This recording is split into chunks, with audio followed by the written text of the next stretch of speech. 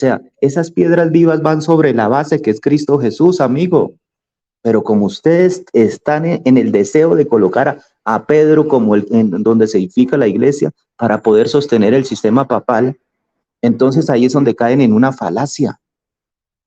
Quieren colocar 3, 4, 12 fundamentos cuando... Él remontó, dice, somos colaboradores de Dios. ¿Quiénes somos colaboradores? Nosotros somos colaboradores de Dios. Vosotros sois labranza de Dios, edificio de Dios.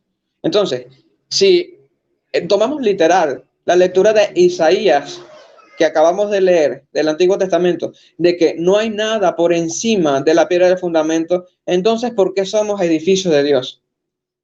Si el perito, el arquitecto, el fundamento, la piedra preciosa es Jesucristo, ¿por qué Pablo se pone ese título? No entra en concordancia esa interpretación literal de lo que quiere decir Isaías. Según la interpretación católica, es porque los apóstoles tienen la autoridad de edificar la iglesia de Jesucristo. Y aquí es donde se desmonta en Mateo capítulo 16.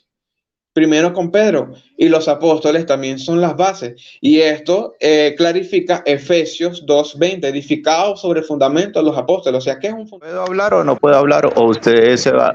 ¿O solamente lo No, tengo bueno, ya acabo de terminar y si usted quiere comentar algo. Solamente hay un fundamento, está en Isaías, que no se puede tomar literal. Sí se tiene que tomar literal porque el Padre dijo, pongo un fundamento donde se edifica la iglesia para poder sostener el sistema papal.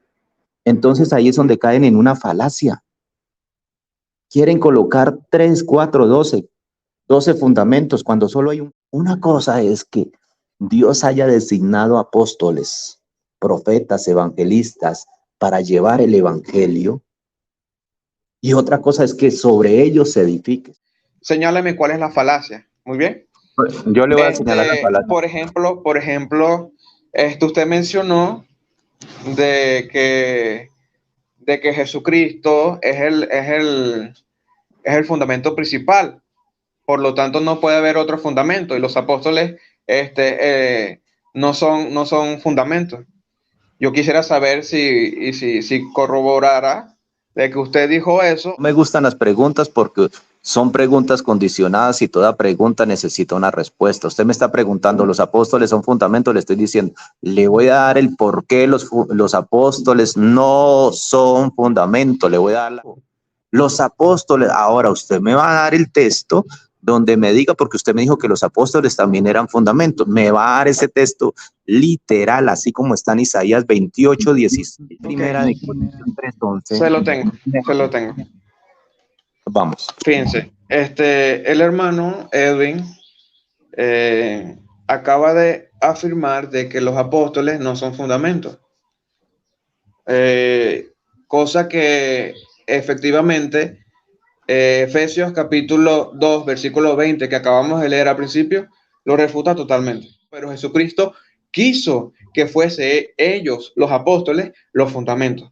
Fíjense, deme el texto. En Apocalipsis capítulo 21, Apocalipsis capítulo 21, versículo, vámonos desde el 13, está hablando de la Nueva Jerusalén. Y la Nueva Jerusalén, en la Sagrada Escritura, estamos hablando de que es su iglesia, su cuerpo, el cuerpo místico de Jesucristo, que es la iglesia.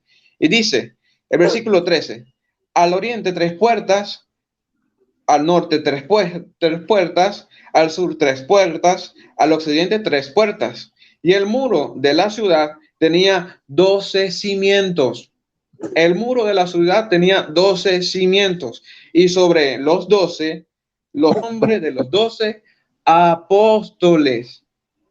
Sobre el cimiento de ¿qué? De la Nueva Jerusalén, que es la iglesia de Jesucristo, el cuerpo místico de Jesucristo. Entonces, mi querido hermano, usted acaba de cometer la falacia del falso escocés. Cuidar bien lo de los apóstoles. Número 1, Apocalipsis 21 habla de Jerusalén celestial. La Jerusalén celestial no es la iglesia. Ya la Jerusalén celestial no es la iglesia. Ya la Jerusalén celestial no es la iglesia.